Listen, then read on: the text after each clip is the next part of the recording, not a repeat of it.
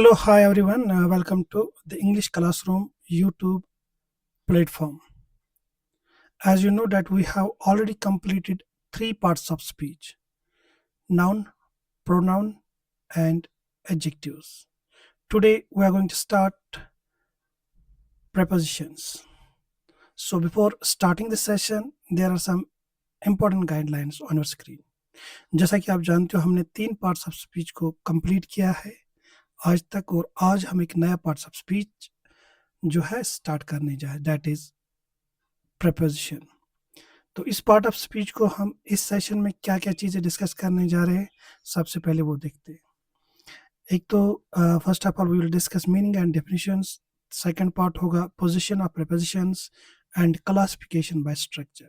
तो ये तीन चीज़ें हम डिस्कस करेंगे इस सेशन में. कशर पे वन पार्ट ऑफ स्पीच मकल आज प्रीपोजिशन तो no part of speech.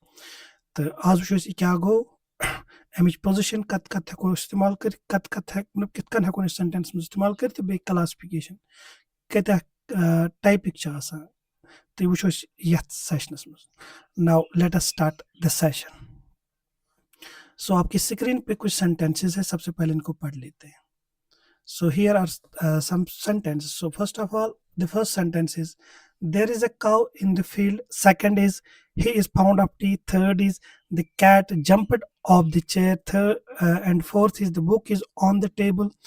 And next is she sat under the tree. And the last one is we reached school before noon. तो ये कुछ सेंटेंसेस है. फर्स्ट ऑफ ऑल आपने क्या करना, आपके लिए चैलेंज है कि आप पहले वीडियो को पॉज करें. पॉज करके आप प्रीपोजिशंस को फाइंड आउट करें इन सेंटेंसेस में. या तो प्रीपोजिशन यूज गोमुत अमन सेंटेंसन मज वीडियो करियो पॉज तो करियो कमेंट बॉक्स में टाइप. तो एक और रिक्वेस्ट है कि आप इस वीडियो को 2x स्पीड पे भी देख सकते हैं, क्योंकि मैं आहिस्ता और आराम से वीडियो को रिकॉर्ड करता हूँ. ओके, अब आते हैं, होप आपने किया होगा. अब आते हैं पहले इन सेंटेंसेस पे. पहले ये सेंटेंसेस देख लेते हैं.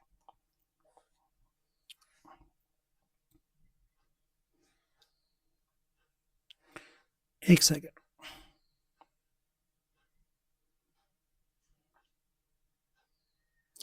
ओके, नाउ पहला सेंटेंस है there is a cow in the field.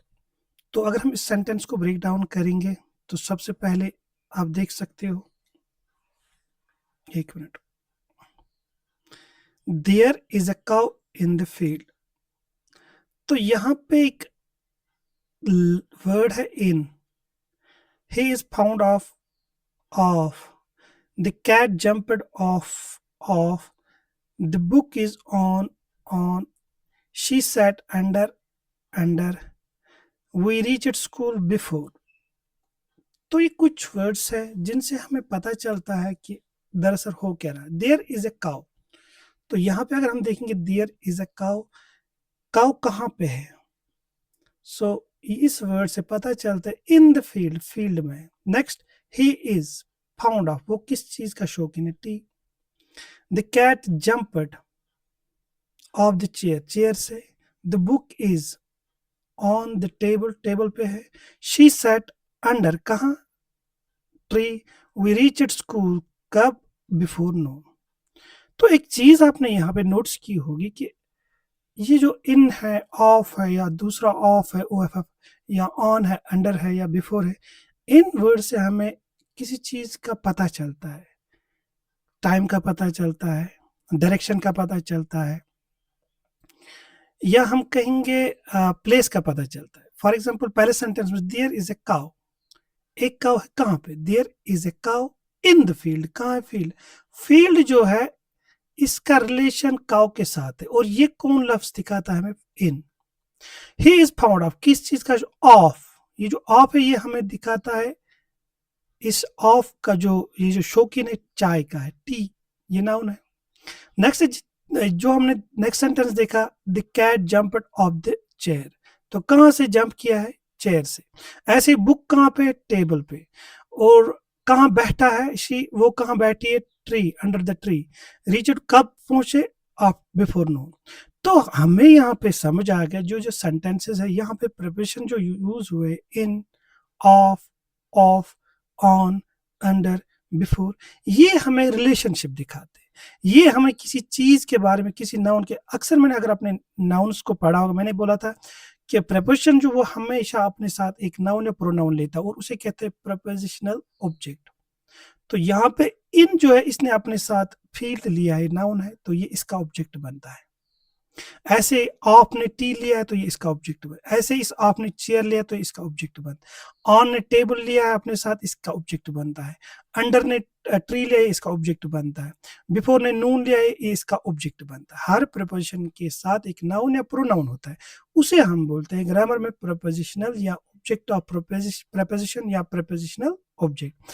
तो इस सेंटेंस में हमने देखा एक लफ्ज जब हम यूज करते हैं जो रिलेशनशिप दिखाता है, जो हमें बताता है, जो हमें जगह के बारे में बताता है, जो हमें डायरेक्शन के बारे में बताता है, या जो हमें टाइम के बारे में बताता है, तो ऐसे वर्ड्स को इन ग्रामर प्रपोजिशंस कहते हैं।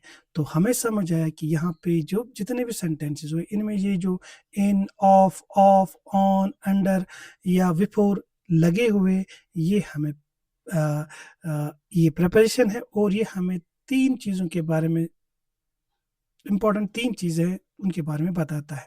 तो हम कह सकते हैं जो प्रपोजिशन है वो क्या है? A preposition is a word placed before a noun. ये एक ऐसा लफ्ज है जो नाउन के आगे आ जाता है और प्रोनाउन या प्रोनाउन के आगे आ जाता है। ओके, मैंने अभी कहा ना कि ये जो प्रेपोजिशन है ये एक ऐसा लफ्ज है जो अपने साथ एक ऑब्जेक्ट लेता है, वो नाउन होता है या प्रोनाउन होता है। तो इट मीन्स ये जो प्रेपोजिशन है अपने साथ नाउन या प्रोनाउन लेता है to show in what relation the person और thing denoted by it stands in regard to something else. तो ये दिखाता है ये जो कोई चीज है या नाउन या प्रोनाउन है, उसकी रिलेशनशिप क्या है रेस्ट ऑफ द जो वर्ड है या बाकी चीजें उनके साथ क्या है। जैसे अभी हमने देखा सेंटेंसेस में कि एक हमने पहला सेंटेंस पढ़ा, यहाँ पे आप देखो हमने पढ़ा देयर इज ए काउ, एक काउ है, कहाँ पे है? तो हमने देखा ये काउ जो है ये उसकी जगह के बारे, प्लेस कहाँ पे है, there is a cow in the field. So cow का रिलेशनशिप फील्ड के साथ दिखाया। ऐसे फाउंड एडजेक्टिव है तो इसका रिलेशनशिप टी के साथ दिखाया। कैट जंप्ड वर्ब है, वर्ब का रिलेशनशिप चेयर के साथ दिखाया, नाउन के साथ। ऐसे ही बुक नाउन का रिलेशन नाउन के साथ, टेबल नाउन है उसके साथ दिखाया। तो जितनी भी चीजें इस मतलब इन सेंटेंस में हमने देखा तो इन्होंने एक रिलेशनशिप दिखाया। अगर मैं आपको ब्रॉडली बता दूं या डीपली बता दूं होता है क्या प्रिपरेशन, इस डेफिनेशन में आपको समझ आएगा। कौशल पैटर्न में प्रिपरेशन लफ्ज या ग्रुप ऑफ वर्ड्स, ये जरूर नहीं एक ही हो, दो भी हो सकते हैं, आगे चलकर आपको पता चलेगा। तो हम हावा हम लफ्ज इस्तेमाल करें, लफ्ज इस्तेमाल करें एक सेंटेंस में ताकि यus im seit noun rein, yus im seit pronoun is. Saha im bru. Preposition is bru. Yus noun या verb या adjective is. That's it कुछ relationship जो है। अच्छा ना preposition. So यहाँ पे definition बहुत easy, मैंने दूसरे एक और definition लाई, आप यहाँ पे अच्छे से understand होगा। तो अगर आप देखोगे a preposition is a word, अभी मैंने बताया एक लफ्ज होता है या not only single word, it can be compound word, it can be phrase that shows the relationship, या हमें relationship दिखाता है, हाँ, relate करता है चीज़ों को between एक noun या pronoun अगर हो and another word, जो इसके आगे जो तवज्जो preposition पहले, इसकी पोजीशन पहले, तो इसके आगे जो वर्ड लगा हुआ है and another word in a sentence, एक सेंटेंस में अगर verb है प्रपोजिशन से पहले उसका रिलेशनशिप दिखाता है नाउन या प्रोनाउन के साथ। अगर एडजेक्टिव है उसका रिलेशनशिप दिखाता है नाउन या प्रोनाउन के साथ। अगर नाउन है तो उसका रिलेशनशिप दिखाता है नाउन या प्रोनाउन के साथ। अब देखो it usually tells us about, अब ज्यादातर हमें किन चीजों के बारे में बताता है? मैंने अभी कहा तीन चीजें इंपॉर्टेंट, एक तो प्लेस, दूसरा टाइम और तीसरा डायरेक्शन। ये तीन चीजें इंपॉर्टेंट है, इन्हीं को हम बोलते हैं preparations of place, preparations of time and preparations of direction. और भी है वो आगे चलकर आपको पता। सबसे पहले देखते हैं प्लेस, किस चीज के बारे में हमें बताता है? प्लेस, प्लेस वायर, कहाँ? अभी हमने बोला ना द काउ, हाँ कहाँ पे थी? इन द फील्ड। तो यहाँ पे इन है, ऑन है, अंडर है, अब वो ये सारे प्लेस के बारे में बताते हैं। जैसे the keys are on the disk, कहां पे कीज, कहां पे? On the disk. Next she lives, कहाँ रहते, लिव्स वर्ब है और ये नाउन के साथ रिलेशनशिप दिखाता है, शी लिव्स इन कश्मीर। तो इसमें जो ऑन और इन है ये प्रीपोजिशन ऑफ प्लेस है। ये ऑन या इन या ऑन या एट ऐसे प्रीपोजिशंस टाइम में भी यूज होते हैं, तो आप यहाँ पे कंफ्यूज नहीं होना। आगे नेक्स्ट सेशन में फिर उन चीजों के बारे में डिस्कस होगा। नेक्स्ट है टाइम, तो सबसे पहले प्लेस के बारे में, नेक्स्ट है टाइम के बारे में, व्हेन कब, वायर कहाँ कब, कत कत गो फॉर एग्जांपल कत ओस कत गो तुम जाय हुंद तो यत तम तिथ प्रिपरेशन गसन इस्तेमाल तुम प्रिपरेशन ऑफ प्लेस के बारे में जो बताए। टाइम के बारे में जो प्रिपरेशन बताए उन्हें बोलते हैं प्रिपरेशन ऑफ टाइम। व्हेन कब, at, in, on, before, since, for, ये सारे क्या है टाइम प्रिपरेशन, वो प्रिपरेशन जो टाइम के बारे में बताते हैं। We will meet at 5 PM, तो यहाँ पे we will meet, we will, ये मीट है यहाँ पे, वी विल मीट एट, यहाँ पे गलत हुआ, ये मीट है, we will meet at 5 PM, हम मिलेंगे, मीट एट टाइम के बारे में बता रहा है एट 5 PM। ऐसे ही अराइव्ड आफ्टर, कब आया, आफ्टर लंच, ये टाइम के बारे में बताया। ऐसे प्रिपोजिशंस को हम प्रिपोजिशन ऑफ टाइम बोलते हैं। नेक्स्ट डायरेक्शन, अब कुछ वर्ड्स, कुछ लफ्ज या ग्रुप ऑफ वर्ड्स ऐसे जो हमें डायरेक्शन दिखाते हैं सेंटेंस में, तो उनको हम प्रिपोजिशन ऑफ डायरेक्शन बोलते हैं, प्रिपोजिशंस ऑफ डायरेक्शन। अब जैसे to, into, onto, towards, through, across, etcetera. She walked towards school, she walked, वो चल रही है किस जानिब, स्कूल की जानिब, तो ये टुवर्ड्स जो है ये प्रिपोजिशन ऑफ डायरेक्शन है, डायरेक्शन दिखा रहा है ना किस तरफ। They went into the room, वो कहाँ चले गए, इनटू, अब ये नाउन है और ये वर्ब है वेंट, तो ये वर्ब का रिलेशनशिप नाउन के साथ दिखाता है। तो इनटू जो है ये एक ऐसा प्रिपोजिशन है जो हमें डायरेक्शन दिखाता है। इनटू, वो अंदर चले गए, कहाँ, रूम के अंदर। कुछ और चीजें हैं जैसे एजेंट और इंस्ट्रूमेंट। अब एजेंट और इंस्ट्रूमेंट दो तरह के प्रिपोजिशन है, बाय और विथ, इनके साथ हम लगाते हैं। अब देखो बाय कहाँ पे लगता है और विथ कहाँ पे लगता है। The letter was written by, अब एजेंट है ना, ये किसने लिखा है, बाय अली। ऐसे इंस्ट्रूमेंट, किसी चीज से हम कोई काम करते हैं, जैसे cut the paper with scissors, तो यहाँ पे विथ आ गया, यहाँ पे बाय आ गया, ये भी प्रिपोजिशन है। ऐसे कॉज, पर्पस, वजह या मकसद, इन जगहों पर भी हम कुछ वर्ड्स लगाते हैं, प्रिपोजिशंस लगाते हैं, जैसे because of, due to, for, from.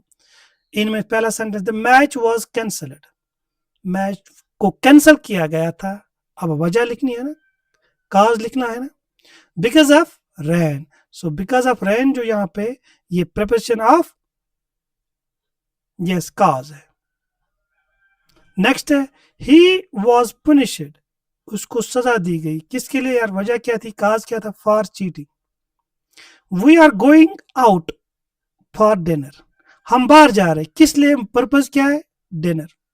तो ऐसे जो यहाँ पे मैंने कुछ लिखे हैं इनको हम बोलते हैं कॉज और पर्पज।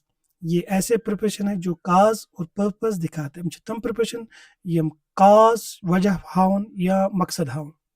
मैनर, मैनर होता है इन सिंपल वर्ड्स अगर सोचो, मैनर होता है तरीका, या हम कहेंगे दूसरी चीज मैनर में आती है कि किसी चीज के जरिए, जैसे मैंने सेंटेंस के में लिखा है, यहाँ पे पहले मैंने लिखा है विथ, इन, बाय, ये सारे क्या है प्रिपरेशन ऑफ मैनर, यानी कि ये मैनर के साथ, जब भी मैनर में, जब भी कोई सेंटेंस जिस पे मैनर आएगा तो वहां पे हम विथ, इन, बाय इस्तेमाल कर। जैसे ही सपोक, उसने बात की विथ कॉन्फिडेंस, विथ प्रिपरेशन है कॉन्फिडेंस, तो ये तरीका है, उसने किस तरीके से बात की। शी ट्रेवल्ड, उसने ट्रेवल किया, किसके जरिए, बाय ट्रेन, तो यहाँ पर हम विथ, इन, बाय यूज कर सकते हैं। तो ये थे कुछ इंपॉर्टेंट चीजें रिगार्डिंग प्रिपरेशन, प्रिपरेशन क्या होता है और कहाँ कहाँ पे हम यूज कर सकते हैं। नेक्स्ट अब आता है preparation of position of prepositions. Preparation जो है उनको हम कहाँ पे इस्तेमाल कर सकते हैं। दो तरीके हैं प्रिपरेशन को सेंटेंस में लिखने के। नंबर फर्स्ट, अक्सर एक प्रिपोजिशन जब सेंटेंस में आता है तो उसके फौरन बाद एक नाउन या प्रोनाउन आता है। दूसरा कि सेंटेंस खत्म हो प्रीपोजिशन पे, वहां पे उसके आगे फिर नाउन या प्रोनाउन नहीं आता, क्योंकि उसका पहले जिक्र हुआ होता है, वो भी आके आपको समझ आएगा। Preposition usually placed before its object, ये हमें पता है प्रिपोजिशनल ऑब्जेक्ट। जैसे the post master is standing, कहाँ पे बैठा है, एट, ये प्रिपोजिशन और इसका ऑब्जेक्ट डोर है, ये सब्जेक्ट है ना, ये वर्ब है, helping verb, standing man verb है, एट द डोर। ऐसे द बुक इज, कहाँ पे इज, ऑन द टेबल। ऐसे शी इज अफ्रेड ऑफ, किससे डरते हैं, स्पाइडर्स। तो ये हमने क्या कहा, ये जनरली हम यूज करते हैं इस तरह से प्रिपोजिशन को, हम सेंटेंस में इस तरह से प्रिपोजिशन को लिखते हैं कि उसके फौरन बाद एक नाउन या प्रोनाउन आता है, जिसे हम बोलते हैं ऑब्जेक्ट ऑफ प्रिपोजिशन। तो यहाँ पे हमने देखा। अब एक और तरीका, हम बिगिनिंग में, इनिशियल में सेंटेंस के, यानी कि सेंटेंस का स्टार्ट किससे करें, एक प्रीपोजिशन से। ये भी तरीका है, ये गलत नहीं है कि आप सेंटेंस को प्रीपोजिशन से नहीं लिख सकते, ये हम कर सकते हैं। एट द टाइम, ये एट प्रीपोजिशन है और इसका ऑब्जेक्ट टाइम है। ऑफ द ओपनिंग सेरेमनी, ये भी प्रीपोजिशन है और इसका ऑब्जेक्ट है। द मिनिस्टर वाज प्रेजेंट, हम इसे ऐसे भी लिख सकते हैं, the minister was present at the time of the opening ceremony. और एक चीज इंपॉर्टेंट, एक सेंटेंस में दो प्रीपोजिशन भी आ सकते हैं, दो से ज्यादा भी आ सकते हैं, वो सेंटेंस पे डिपेंड है वो कितना लंबा होगा। नेक्स्ट है to whom are you speaking, to भी प्रीपोजिशन है, हुम इसका ऑब्जेक्ट है। तो ये सेंटेंस जो है इसकी शुरुआत हमने टू से की, यानी कि एक प्रीपोजिशन से की है। तो हम इसे इनिशियल में या बिगिनिंग में भी इस्तेमाल कर सकते हैं। और एक चीज अभी मैंने कहा है, जो तीसरा या हम कहेंगे जो इंपॉर्टेंट है, कभी कभी जब क्वेश्चंस करते हैं ज्यादातर, तो वहां पे हम प्रीपोजिशन का इस्तेमाल एट द एंड करते हैं। जैसे what are you looking at, अब एट के बाद कोई नाउन या प्रोनाउन नहीं आया जो इसका ऑब्जेक्ट बनता, तो अब आपका सवाल यहाँ पे होगा, सर फिर कहाँ पे इसका ऑब्जेक्ट कहाँ है, कैसे हम यानी कि यहाँ पे नहीं हो, ये तो एट द एंड इस्तेमाल हुआ है, लेकिन इसका ऑब्जेक्ट कहाँ है। अच्छा सवाल है, या आपका ऑब्जेक्ट कहाँ है, क्योंकि प्रोफेशनल ऑब्जेक्ट आपने कहा हमेशा एक जो प्रोफेशन है वो अपने साथ एक नाउन या प्रोनाउन लेता है, तो यहाँ पे क्यों नहीं है। तो अगर आप सेंटेंस को देखो, व्हाट या व्हाट दोनों जगह व्हाट इस्तेमाल हुआ है। आर यू लुकिंग एट, ये जो व्हाट है यही इसका ऑब्जेक्ट है। व्हाट कहाँ आप देख रहे हो, तो जब आप इसका आंसर देखोगे तो व्हाट का आंसर आएगा, तो वही इस एट का ऑब्जेक्ट होगा। तो व्हाट यहाँ पे इसका ऑब्जेक्ट है। हम ऐसे भी लिख सकते, at what are you looking, ऐसे भी लिख सकते हैं, या at what are you sorry of what are you thinking. तो ये जो एट या ऑफ है, इनको हम अक्सर जब भी हम क्वेश्चन करते हैं तो वहां पे ऑब्जेक्ट हमारा प्रिपरेशन एट द एंड आता है और इसका ऑब्जेक्ट पहले होता है। यू ये सब्जेक्ट है, आर ये हेल्पिंग वर्ब है, लुकिंग ये सब्जेक्ट है इसका, ये भी सब्जेक्ट, लुकिंग एट व्हाट, तो ये what are you looking at, ये इस तरह से हम प्रिपरेशन को तीन तरीके से इस्तेमाल कर सकते हैं। इंपॉर्टेंट है ये, अक्सर ज़्यादातर हमें नाउन या प्रोनाउन से पहले आता है, यानी कि अपने ऑब्जेक्ट से पहले आता है, और हम शुरुआत सेंटेंस की प्रिपरेशन से भी कर सकते हैं। और एक इम्पॉर्टेंट चीज़ कि जब भी अक्सर क्वेश्चंस होते हैं, अक्सर ऐसे सेंटेंस जिसमें हम क्वेश्चन कर रहे हैं, वहाँ पे हम मतलब वहाँ पे हम प्रिपरेशन को एट द एंड रख सकते, यानी कि सेंटेंस उस पर फिनिश हो सकता है प्रिपरेशन पे खाली, उसका ऑब्जेक्ट उससे पहले आता है। ये अंडरस्टूड नहीं है, यहाँ पे आया है। तो ये थी पोजीशन ऑफ प्रीपोजिशन। नेक्स्ट जो है लास्ट इस सेक्शन का इंपॉर्टेंट टॉपिक वो है classification of prepositions by structure. Structure के हिसाब से हम अगर प्रीपोजिशंस को देखें तो कितनी कैटेगरीज में डिवाइड कर सकते हैं। यहाँ पे एक मिनट,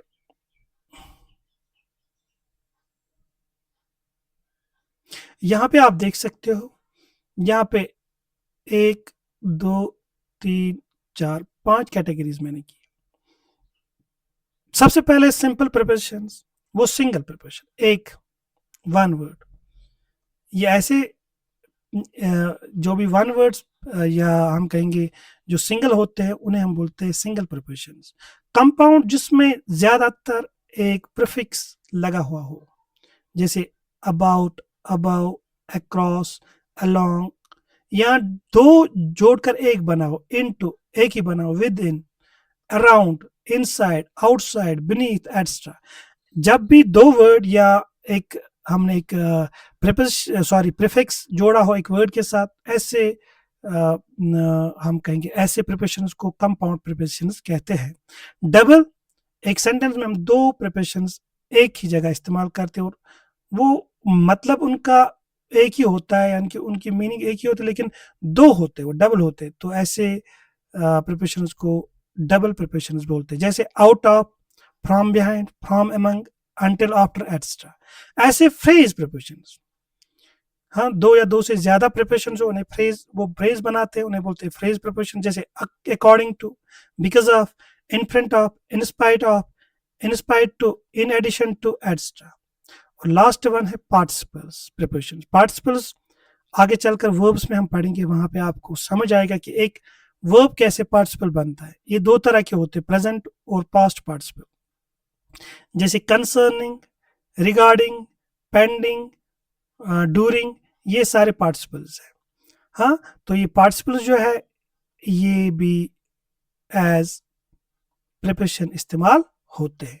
तो ये हमने पढ़े क्लासिफिकेशन प्रिपोजिशंस की, इनके स्ट्रक्चर के हिसाब से, simple, compound, double, phrase and participle prepositions. तो ये सेशन यहीं पर हम इख्तिताम करते हैं। इससे पहले कि मैं इसको इख्तिताम करूं, एक बार कश्मीरी में हम इसके बारे में बात करेंगे। तो मैंने अभी कहा कि प्रिपोजिशन क्या गो, प्रिपोजिशन को युस अक्सर लफ्ज युस रिलेशनशिप हाय एक प्रोनाउन या नाउन युस ऑब्जेक्ट आसा प्रिपोजिशन बाकी वर्ड सत युस इम्ब्रो आस लफ्ज आमुत, चाहे वर्ब आसा, नाउन आसा या एडजेक्टिव आसा। तो तम पत वुच प्रिपोजिशन, ये प्रिपोजिशन ऑफ प्लेस क्या गो, यम जाय हंदिस बारस मज वन, टाइम क्या गो टाइम बारस मज वन, तो डायरेक्शन युस डायरेक्शन आसा प्रिपोजिशन, हाँ, तम प्रिपोजिशंस ऑफ डायरेक्शन। इथे कन एजेंट या इंस्ट्रूमेंट, हाँ, कुन जरिए या कंस जरिए, तो बाय अक्सर इंसान हंद खतर लगा, तो विथ ज्यादा ये कह इंस्ट्रूमेंट आस। तो इथे कन गो वजह क्या आस या मकसद क्या उस, जिस पर तथ लफ्ज लागो कि वजह क्या गो, हाँ, कम वजह से लफ्ज बन सह प्रिपोजिशन आसान। इथ बिकॉज ऑफ या फॉर हम बना वजह या हम बना मकसद। तो मैनर गो तरीक या वनो कम जरिए या जरिए। ही स्पोक विथ कॉन्फिडेंस गो तम खसे कर कॉन्फिडेंस सान गो विथ इम हुआ तरीक। हाँ, शी ट्रेवल्ड बाय ट्रेन गो जरिए कम जरिए कर बाय ट्रेन, यह बना प्रिपोजिशन ऑफ मैनर। इथे कन बाकी तो प्रिपोजिशन ये फिक्सड प्रिपोजिशन पर बुत कन फिलहाल इम्पॉर्टेंट तहज मतलब इंफॉर्मेशन ताकि तह गो क्लियर प्रिपोजिशन क्या गई। तम पे पोजिशन अक्सर प्रिपोजिशन ब्रो प्रिपोजिशन पे नाउन या प्रोनाउन तथ ऑब्जेक्ट ऑफ प्रिपोजिशन। या को सेंटेंस यी सेंटेंस मंज बाग तो या सेंटेंस बिगिनिंग थे एडजेक्टिव प्रिपोजिशन सहित, तथ में कह प्रॉब्लम। तो बेन सेंटेंस में खास कर इंट्रोगेटिव सेंटेंस तथ अगर प्रिपोजिशन आन सी एंडस पे, यानी कि सेंटेंस गि खत्म अकिस प्रिपोजिशन पे, तथ यी पे बुत ऑब्जेक्ट ऑलरेडी तथ आमुत स्टार्टिंग्स में। तो तम पे वुच क्लासिफिकेशन वुच सिंपल गो सिंगल प्रिपोजिशन, कंपाउंड पे वर्ड प्रिफिक्स जूड़ वर्ड सत वो अक्रॉस या अबव या अबाउट, तो अत लोग बुत बना अक्रॉस, अबव, अबाउट, या जो वर्ड जुड़े बना अकु, इन टू बना अकु, विद इन बना अकु, अत वन कंपाउंड प्रिपोजिशंस। तम पे डबल ये मन लगा आउट ऑफ, जो प्रिपोजिशन, फ्रॉम बिहाइंड जो प्रिपोजिशन, अत वन डबल प्रिपोजिशंस। तम पे वो फ्रेज यम या दो खुद ज्यादा लफ्ज फ्रेज बनाओ, according to, because of, in front of, one one phrase prepositions. बया गई पार्टिसिपल्स, इस पे तुम वर्ब पढ़ो तति पार्टिसिपल्स क्या गई तति गई क्लियर असल पे। तो अत मज वो कंसर्निंग, रिगार्डिंग, पेंडिंग, ड्यूरिंग, यम तम लफ्ज अगर वो वर्ब्स मज कह तम लफ्ज यमन ING फॉर्म ये तुम जिरान आसो बूजमुत, तो तम सह कुन सात एज नाउन इस्तेमाल। तो ये वो एज प्रिपोजिशन, यह बना पार्टिसिपल प्रिपोजिशन। तो हम कम गई, हम तो लगन तह बुत कन पता। तो यह आजुक session regarding preposition, regarding classification of prepositions by structure, base आज किस लेसनस में position of preposition कत कथ को इस्तेमाल कत कच सेंटेंस में हेका इथ। So this is all for today's lesson. Hope आपको ये सेशन अच्छा लगा होगा। मिलते हैं आपको अगले सेशन में एक नए पार्ट ऑफ स्पीच के साथ। Till then good bye.